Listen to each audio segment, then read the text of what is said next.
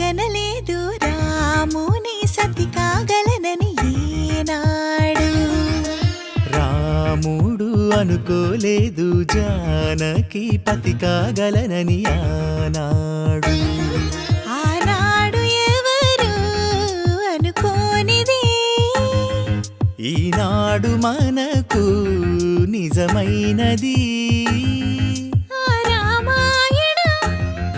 మన జీవన పారాయణం. రాముడు అనుకోలేదు జానకి పతి కాగలనని ఆనాడు.